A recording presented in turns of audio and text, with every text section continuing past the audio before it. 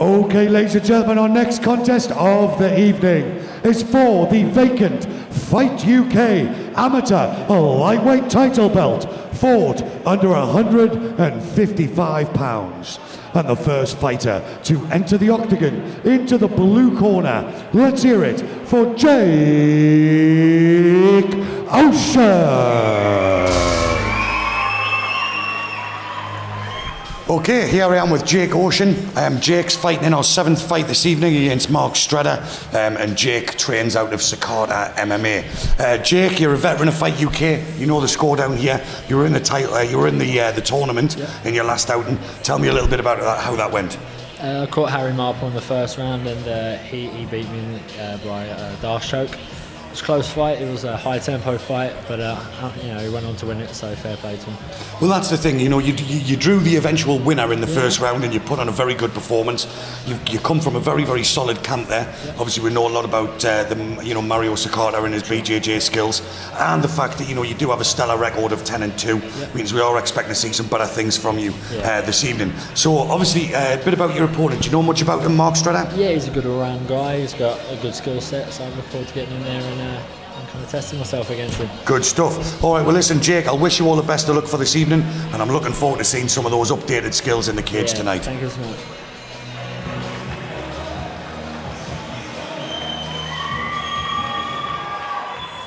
And his opponent entering into the red corner. Let's hear it for Mark Stredder.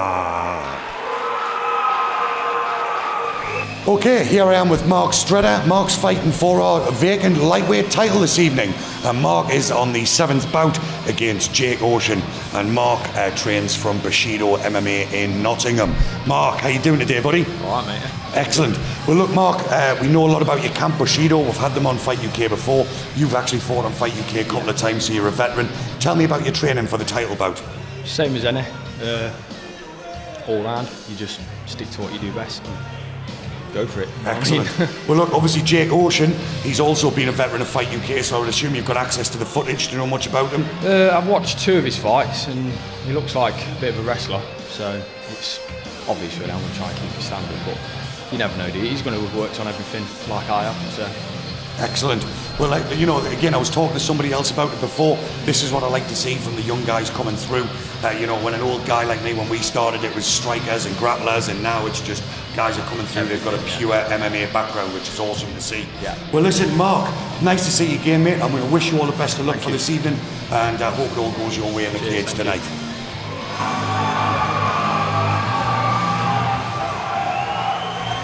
Okay, ladies and gentlemen, introducing first, fighting out of the blue corner. He hails from Tamworth. He's 24 years old, stands 5 feet 8 inches tall, and weighing in at 153 pounds. He fights for Sakata MMA and has a fantastic mixed martial arts record of 12 contests, 10 wins and 2 losses. Let's hear it for Jake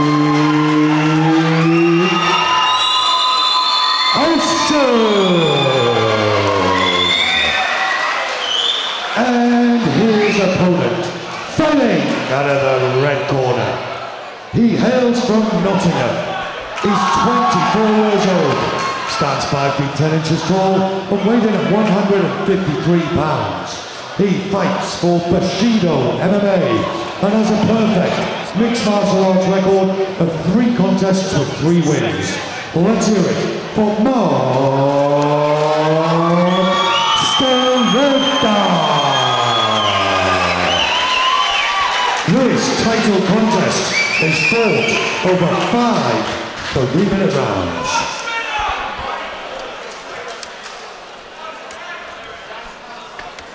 So the title is on the line. Vacant lightweight gold here at Fight UK between Jake Ocean, blue shorts out of the blue corner, fighting out of Sakata MMA, 10-2 record, against Mark Stredder from Bushido in the red and black shorts, red corner, perfect record, Dave, 3-0. This, of course, on over 5 3-minute rounds. They're going to be a very interesting contest, Ben. I know you mentioned to me that you'd seen Stredder before, and he's got a good tie game, and I'd assume with Jake Ocean, with that background out of Sakata Gym, would be a tough grappler. Straight in for the takedown is Ocean, driving his man up against the fence, excuse me. And I was going to say that great experience advantage there for Ocean showing. 10-2 record, so had 4 times the fights of his opponent Stredder. Yeah, making it pay early with this takedown attempt. Stredder, difficult to take down, but is he grabbing the fence there? Referee Leon Roberts had a quick word with him, maybe just a flat hand on the fence. He's done well to use that great whizzer, balance. Yeah, he's just digging in that whizzer on the far side. Good work from Stredder. Pummeling in, fantastic work. Phenomenal balance, and somebody with a higher center of gravity, Dave. He's shown that he's with his back against the cage as well, has shown tremendous positioning. Yeah, can he get that tie working that he's mentioned, Ben, now in this clinch? Can he get some of these knees down the middle? Excellent work thus far from Bushido's Mark Stredder. And being the taller man, Dave, and with that striking background, as we've seen, this is where he'll want it to be. If he can grab that plumb clinch, he's got the height advantage. He can really leverage a lot of those knees in. He's got to be careful in these exchanges of staying in a little bit too close against Ocean, who obviously, as we say, wants this fight on the canvas. We've seen that from the game plan early on. Yeah, it's a good point, Ben, because I think it becomes a numbers game for Stredder now. I mean, he's avoiding the takedown, but he's staying in the clinch, and eventually he might fall victim of the Jake Ocean takedown. You know he's looking for it. Maybe reverse it, but next time push off and try and engage the striking from the distance. Especially with that reach advantage. Like now, maybe Stredder could disengage here. Although, to be fair, Ben, he's the busier when they are in these ranges.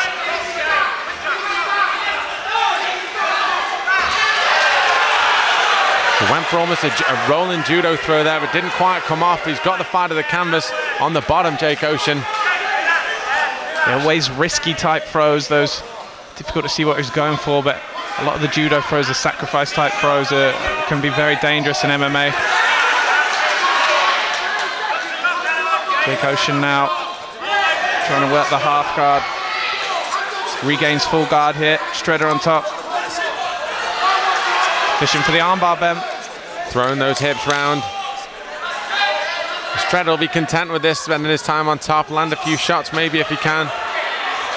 Backs up, and immediately there, even in the dying seconds of the round, we get a sense of game plan from both fighters. As soon as he was able to free himself from that position, why risk it? Why pursue it in that realm where your opponent might have an advantage? His opponent's certainly got an experience advantage.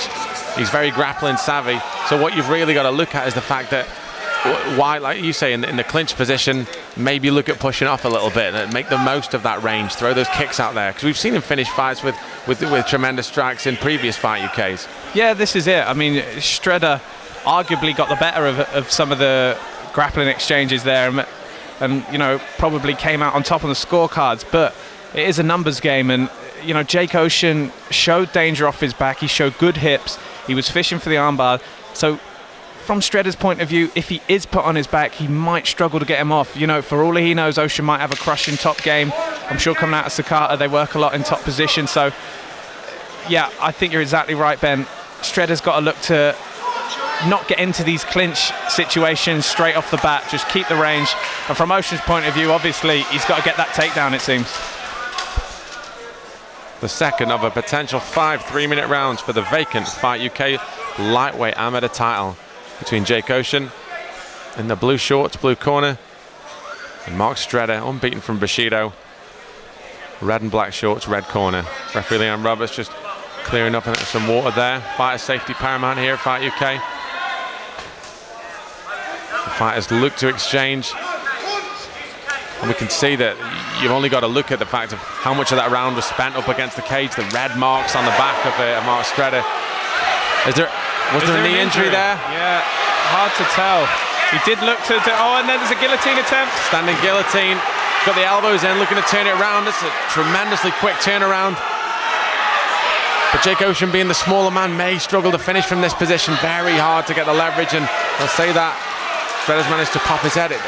Was there an injury there? It certainly looked as if he hopped back and maybe got a bit of pain there from one of those positions, as Stredder's looking wide-eyed over to his corner there. Maybe trying to communicate something. Yeah, he fell to the ground, Ben. I think it might have been with the foot he posted out on. A low blow now. And from Stredder's point of view, Ben, he seems to be walking okay towards us now. Obviously, low blow there, call from Leon Roberts. So Jake Ocean will get up to 5 minutes to recover. I'm sure it's just probably going to be a warning now from Leon Roberts, the first time in the bout that it's happened. Does obviously happen a lot with these clinch situations. But I think, as far as I can tell, Ben, Stredder's moving okay on that knee, so maybe, as you said, just landed awkwardly and jarred it.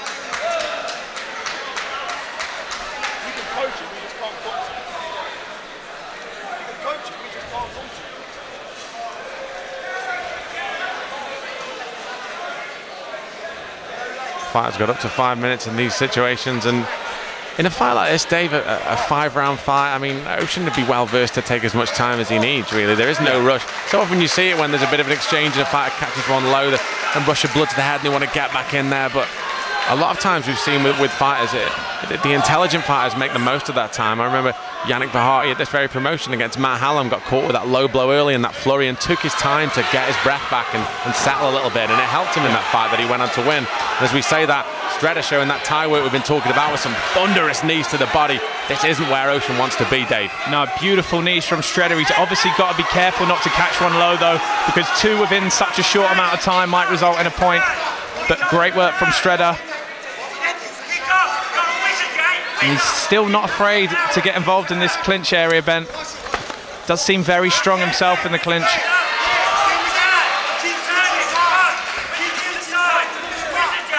Corner calling for Stredder to keep switched in the head position and keep Ocean guessing here.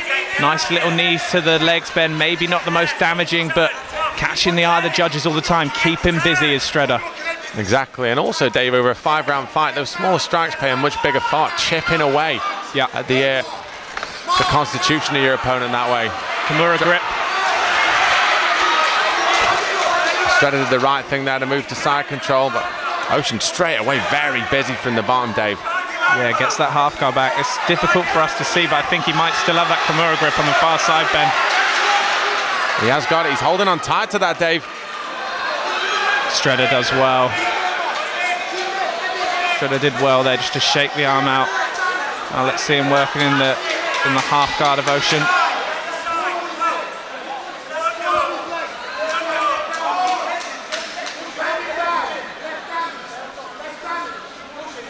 Impressive performance thus far from Bushido's Mark Stredder, Ben. Predominantly, as you say, known for his Thai background, but he's been fantastic in the wrestling department and very crushing in the top position, Ben. Although Ocean's threatened, he's had the Kimura grip, he's moved his hips for arm bars. Stredder's never really been in huge problems, Ben, and that's impressive against such an experienced campaigner as Jake Ocean. Stredder's also done well, as we maybe speculated about an early injury on that. He seems to have come through that and developed a game plan, whereas if he is hit, maybe he hasn't let on to his opponent, and he certainly mixed things up nicely. But I think halfway through that round we got a real taste of where his skill set lies and where the danger lies in this fight, and that's in that clinch, firing those knees to the body. He landed a good 4 or 5 very hard knees that had Ocean really thinking, backing up, looking at re-evaluating his options, and those are weapons that he can constantly use and that he has been using this entire time. Yeah, and to look conversely over in the other corner and what maybe the Fight Hub team, Sakata, is saying to Jake Ocean. For me, Ben, the takedown's probably not going to come from the clinch, and as you mentioned, there is a lot of danger there with the knees. So I think it's easier said than done, but I think Ocean's going to have to, throw a couple punches and maybe shoot a double from the outside. I think the takedown, it's difficult to get this takedown from the clinch. Stredder's shown good use of the overhooks and the whizzer, and as you mentioned, very dangerous with the knees. So I think it's going to have to be a takedown from the outside for Jake Ocean, because it looks like to me, Ben, the top position is going to be paramount for him to have success in this bout.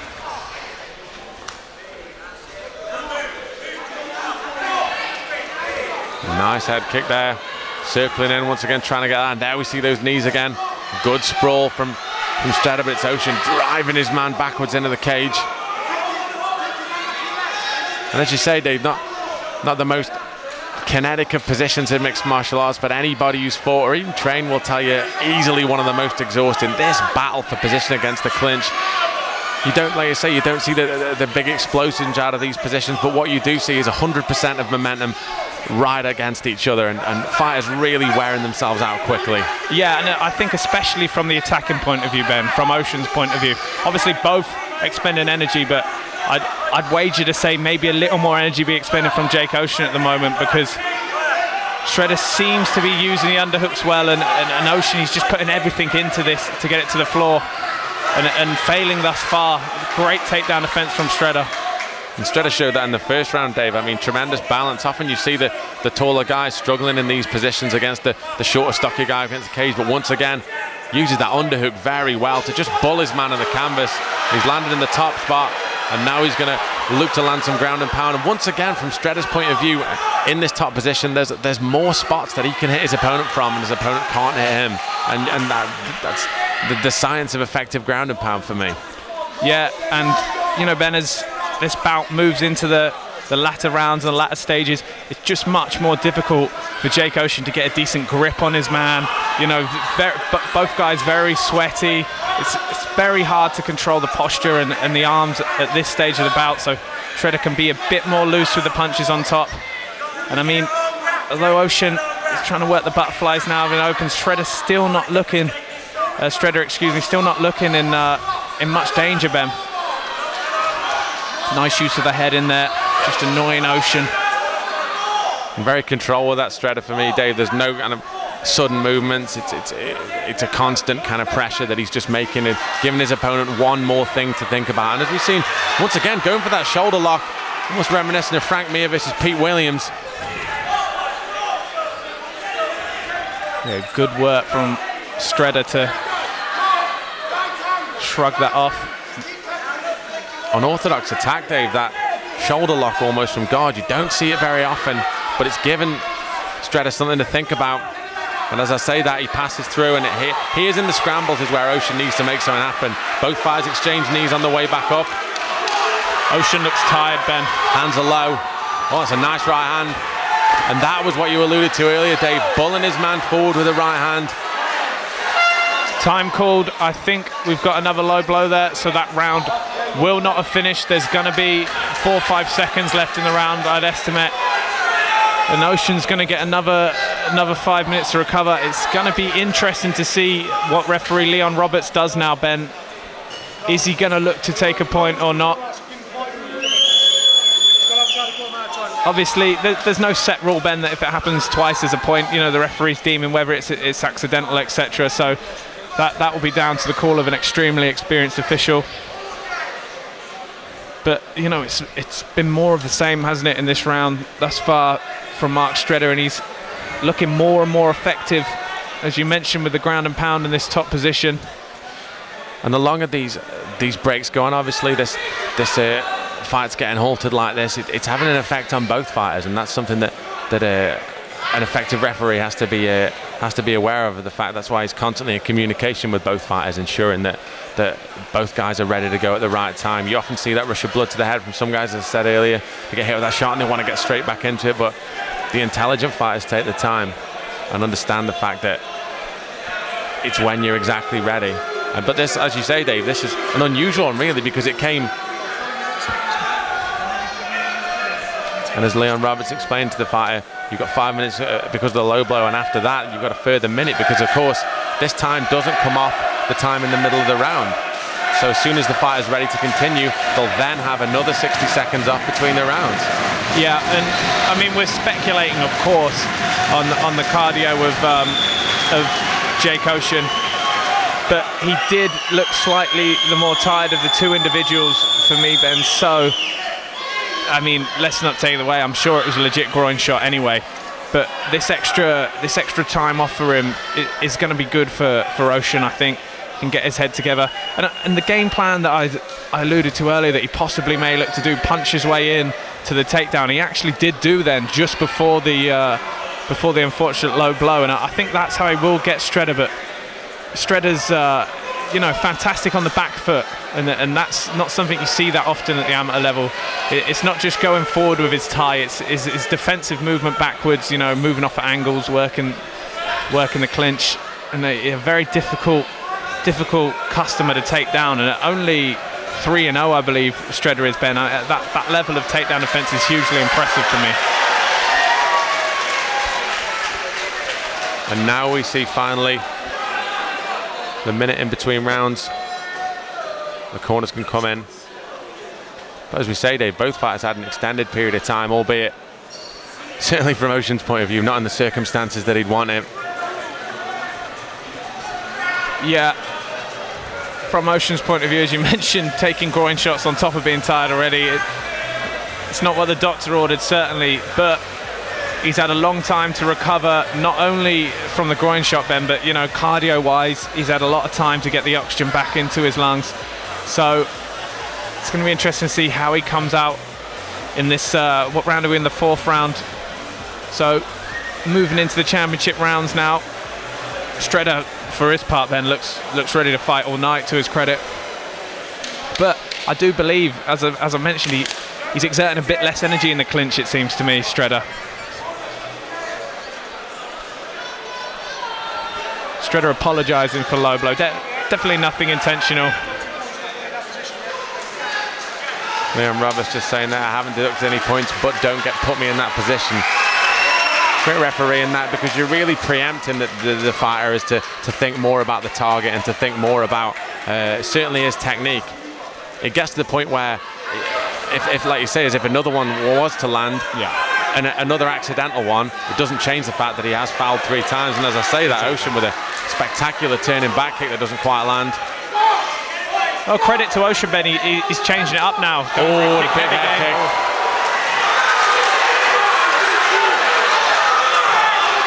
Ocean's corner screaming at him as he took that head kick to get his hands up. He took that one shot and walked straight back in with the hands down, as if to say it didn't hurt, but as most fighters will tell you, 9 times out of 10, that usually means that it did hurt. Ocean's a tough guy, though, Ben. He's been frustrated in this bout looking for the takedown. It looks to me as though he's just saying, right, let's throw down then in this 4th. Let the chips fall where they may. Stredder stepping in nicely with those straight punches, and here comes the clinch work. But once again, got to be careful here, because this really does play into the realm that Ocean has more of an advantage, shall we say, not a complete advantage, but more of an advantage than he did when they were both standing up and hitting shots from the outside. There's a chance he could come out of this spot in a good position, whereas when Stredder's on the outside firing those head kicks and punches, it's almost impossible to see a way that he could pull something off. Yeah, I agree, but to his credit, Stredder showed good top game in the 3rd round. But as we heard, he's got the Kimura grip, Ben. Or it's not quite the Kimura grip, he's got 2-on-1, I think, round there, hard to see from where we are. Straight in a guard, it does look like, trying to readjust the hands if he can. Stredder's corner screaming at him for him to get up, get out of this guard position, because somebody with an unorthodox attack like this, every time you spend like that, we see the legs coming up like that again, it's a very, very tough spot. I mean, he can sit over his man a little bit like that, not worry about the legs as much, because obviously under the amateur rules, twisting leg locks not permitted, but there's still the threat of the foot lock, still the threat of the knee bar, so he does have to be mindful in those respects. Yeah, certainly, Ben. You're mirroring exactly what the corner is saying in there. They don't want to see him grappling, but to his credit, he's past the guard now. Inside control. Stredder obviously feels comfortable, Ben, in that sort of range. Pinning the arm now. Looking at crucifix, we're going to say there. Try to sprawl him back straight away, and his corner screaming at him to let his man up, because this is the danger that could happen, Dave. He's in that position, he's sprawled out, but as he does that, his opponent has still got that contact, and a rush forward like Ocean has got there, and he falls on the single. Unfortunately there, he doesn't quite get it. Now he's landed in a very tough spot. Stredder raining down some punches. Head and arm, maybe. Looks like he's got the arm isolated if he can hop over. Ocean obviously very aware of that, and that's the end of the round. Was that 3 minutes? Wow, another very quick round. Yeah, to feel very quick, should I say, by the amount of action we had going on. A great performance. We'll credit this to both guys to to both gyms producing fighters at this level at the amateur division. It goes back to something you said earlier, Dave, really, that it shows the fact that the landscape is changing in this country in terms of amateur mixed martial arts, that these kind of skill sets that years and years ago you only saw at pro, you're seeing at these amateur shows now. Yeah, certainly, and especially at Fight UK, Ben. I mean, the guys are bringing through such talent, not just from the domestic region around, you know, sort of Leicester.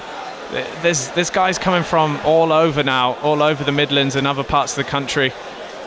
Fantastic talent on show here at Fight UK, and another good round in the bag from Stredder. And it's ironic, Ben, in a round that he largely dominated, his corner team were absolutely furious with him because they just want him not to play into the grappling game of Jake Ocean. We've mentioned it before, they don't want him in Ocean's guard, they just want to keep him fight at a distance and keep this standing. It'd be interesting to see if he avoids the clinch in his 5th and final championship round. It comes down, especially at this point when Stredder's put so many good rounds in, Dave, it becomes about minimising risk for me. Realistically, he's got to look at the positions where he's at most risk, and the positions where he's at most risk are when the two are close together. A nice right there. The positions like this, where he's on the outside and he can get on the end of his jab, and he's got to make his opponent lunge in like that, he's at much less of a risk statistically. Yeah, credit to Ocean though, Ben. He's throwing with bad intentions there. Still a lot of pop on those hooks. It's just whether he can land one on the more mobile Stredder.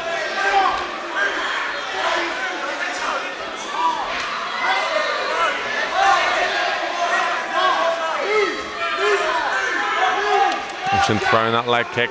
Both guys not afraid to exchange. You've seen that throughout this encounter. Ocean, for all maybe his game planning of coming forward and getting the takedown, he's still not been afraid to mix it up and shoots in, closes the distance. And surely, Dave, Ocean's corner, and specifically Ocean, realises he has to make something happen here. Yeah, it clearly needs a finish. So it's probably looking unlikely that he'll get it on the feet, although he's got power in his punches. Stredder just a bit too mobile, a bit too late in the day to look for a knockout blow, I think. But Ocean clearly got some grappling skill if he can get the top position that I don't think he's had at all in this bout, Ben. I mean, he's sought it on so many occasions, but just not been able to get Stredder on his back. Just stuff in the head now, Stredder. He finally gets the takedown, Ben, that he's been seeking. Stredder landed an elbow to the body there, and as he was apologising to his opponent there, his opponent got the takedown, and certainly no kind of foul there in terms of etiquette, in terms of should he have waited for the strike. He was happy the fact that the takedown came as a result of that, and referee Leon Roberts played a very good advantage there. And for all his strategy and pre-fight game planning, this is what it boils down to from Jake Ocean. This is where he wanted the fight. He wanted to be on top, and he wanted to work his top game, and time's running out, so sooner rather than later, Dave, he needs to make something happen if he's going to try and take this belt. Yeah, but Stredder, to his credit, Ben, regains full guard. Looking to play with the legs now, maybe looking for some sort of flower sweep on that side, hard to see. But he's done very well.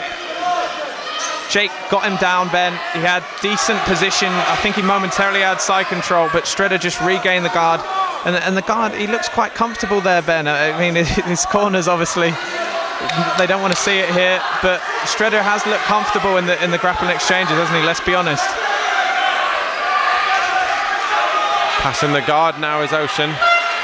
But once again, Dave, too little, too late almost. Ocean puts his hands up there.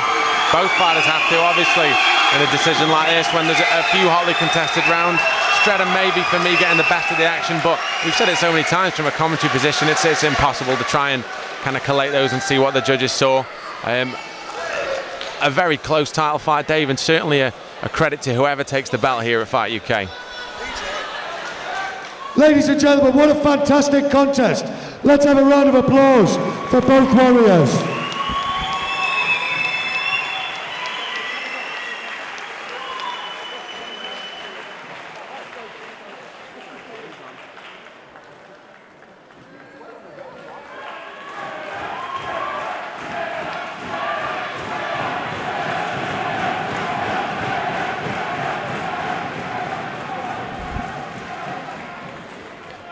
Okay, ladies and gentlemen, after 5 very hard-fought rounds of action, we go to our judges' scorecards. All 3 judges score the contest the same way, scoring it 46-49 in favour of your winner by unanimous decision and new Fight UK Amateur Lightweight Champion from the red corner, Mark Stredder.